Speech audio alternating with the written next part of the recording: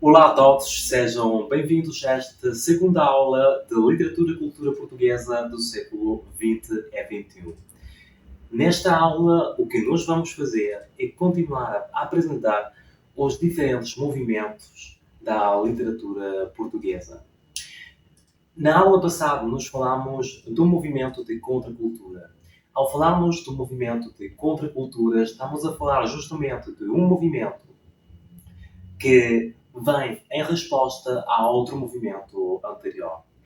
No caso da aula, da última aula, nós vimos o realismo em Portugal. Nós vimos que este movimento era um movimento de contracultura, um movimento de resposta ao romantismo, porque o romantismo não respondia, ou já não respondia naquele momento, as necessidades, ou não refletia as necessidades e as vivências das pessoas da época. No caso de hoje, o que nós vamos ver é que o realismo também resultou insuficiente num certo ponto de história da literatura de Portugal.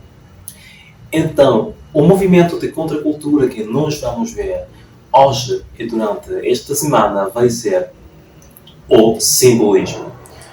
O simbolismo foi um movimento de contracultura que nasceu no ano 1890 com a aparição do livro Auristos. Este livro Auristos era uma recopilação de poemas que justamente deu nascimento a este movimento. Por que é que dizemos que o movimento simbolista foi um movimento de contracultura ou foi um movimento de resposta? Bem, dizemos isto porque também é um movimento que vem em resposta a outros movimentos. Isto quer dizer que não somente vem em resposta ao movimento anterior, isto é, o realismo, mas também vem em resposta ao movimento anterior, que vai ser o romantismo do século XIX.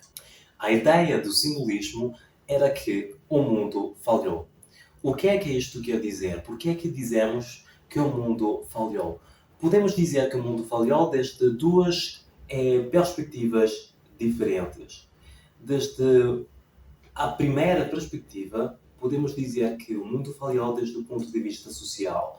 O mundo tinha falhado desde esse ponto de vista, porque a industrialização é aquele aparente desenvolvimento que trouxeram as inovações técnicas e sociais à sociedade portuguesa da época, não traziam a felicidade. Isto é, essa sobreexploração do ser humano na cultura portuguesa trouxe angústia ao povo. Trouxe angústia ao povo porque ser uma máquina que somente produzia não está na natureza humana. Então, o que é que acontecia com os movimentos anteriores? Nós tínhamos, por um lado, o realismo, que tratava com um cientificismo, mas também com tecnicismos, a realidade da época. Então, esta visão do mundo não é suficiente para mostrar o que o simbolismo queria mostrar. Por outro lado, tínhamos o romantismo do século XIX. Um romantismo que tampouco mostrava a realidade da época, que tampouco era representativa do que as pessoas estavam a sentir naquele momento. E então que aparece o simbolismo. Este simbolismo, o que quer é dar resposta às necessidades das pessoas da época, refletir o que essas pessoas estavam a viver. Então, se o romantismo do século XIX não podia refletir o que as pessoas estavam a sentir nos inícios do século XX, nem tampouco o realismo, com o seu tecnicismo e a sua maneira tão racionalista de ver o mundo, então havia um sentimento de pessimismo por não poder mostrar com as ferramentas até então disponíveis os sentimentos das pessoas. O simbolismo, o que quis fazer, é mostrar a realidade desde outro ponto de vista ainda não explorado, que foi o inconsciente. O inconsciente através do fluxo do pensamento, mas ao mesmo tempo através dos sonhos. Os principais autores do simbolismo foram três. Temos Eugênio de Castro, que foi um dos mais importantes simbolistas. Ele foi justamente quem, em 1890, cria o livro Auristos.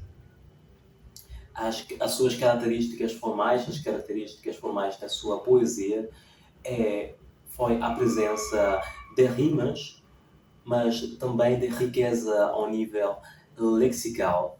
É uma nova maneira de utilizar a métrica na sua poesia, na sua criação, mas, sobretudo, a musicalidade na sua obra. Depois temos outros autores, como podem ser António Nobre. Muitos autores dizem que o António Nobre foi um neorromantista, mas o que é claro é que ele sim foi um pessimista. Nós vemos que o pessimismo é presente em quase todas as obras poéticas deste autor. Ao mesmo tempo, nós podemos observar um claro subjetivismo, um egocentrismo. Finalmente, temos o Camilo Peçanha. Este autor é considerado como o maior dos autores do simbolismo, também caracterizado pelo pessimismo na sua obra. Então, quais foram as características principais deste movimento literário? Por um lado, a rejeição do cientificismo e do racionalismo, do realismo português, mas, ao mesmo tempo, havia uma rejeição pelo romantismo do século XIX. Isto faz com que, nas obras simbolistas, haja uma manifestação mais metafísica e espiritual do pensamento. Também, outra das características deste movimento foi a exaltação da realidade de cada ser humano, isto quer dizer, a realidade subjetiva de cada um de nós. Tudo isto, todas estas características, têm um produto final, que é a representação do fluxo do pensamento, mas ao mesmo tempo do sonho. É por isso que muitos autores dizem que o simbolismo foi um movimento literário que representou da melhor maneira o intangível, que representou o sonho, o inconsciente humano. Esta representação do inconsciente, esta representação do fluxo do pensamento, foi feito através de diferentes estratégias muito interessantes, como por exemplo a sinestesia. O que é a sinestesia? Bem, ao falarmos de sinestesia, estamos a falar de mistura na aparição dos sentidos na obra literária, neste caso na poesia. Nós vamos ver uma forte presença dos sentidos nas obras simbolistas. Logo temos a aliteração. A aliteração, que vai ser a repetição consciente e propositada de certos sons que vão dar uma musicalidade particular ao poema. Ao mesmo tempo, a rima teve um lugar importantíssimo na poesia simbolista. A rima é o refrão. O refrão que não era nada típico para uma poesia na época. Então, vamos analisar um dos poemas que nós temos entre a nossa bibliografia, que é um poema de Eugênio de Castro, e que é Um Sonho. Vamos primeiro ler a primeira parte do poema, porque se trata de um poema bastante longo, então vamos ler somente a primeira parte. Na messe que enlouquece, estremece, aquermece, o sol, o celestial girassol esmorece, e as cantinelas de serenos sons amenos fogem fluidas, fluindo a fina flor dos femos. As estrelas em seus halos brilham com brilhos sinistros, como musas ecrótalos, cítaras, cistros, São suaves, sonolentos, sonolentos e suaves, em suaves, suaves, lentos, lamentos, de acentos graves, suaves. Flor, enquanto na mesa estremece, quermesse, eu sou celestial, girassol esmorece. Deixemos estes som tão serenos e amenos, fujamos, flor, à flor destes floridos fenos. Soam vesperais as vésperas, uns com brilhos de alabastros, outros louros como nésperas, no seu pardo ardem os astros. Como aqui se está bem, além freme a quermesse. Não sentes um gemer doente que esmorece? São os amantes delirantes que em menos beijos se beijam. Flor, à flor dos frescos fenos. As estrelas em seus halos brilham com brilhos sinistros, cornamusas e crócalos, cítulas, cítaras, cistos. Soam suaves, sonolentos, sonolentos e suaves, em suaves, suaves, lentos lamentos, de acentos graves, suaves.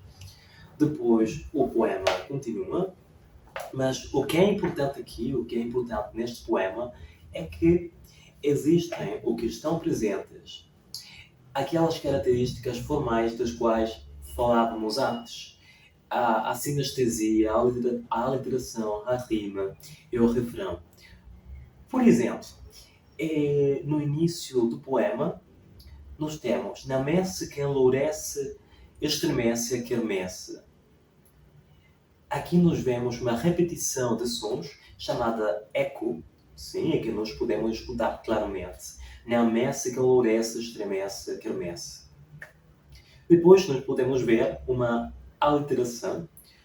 Fugem fluidas, fluindo a fina flor dos fenos.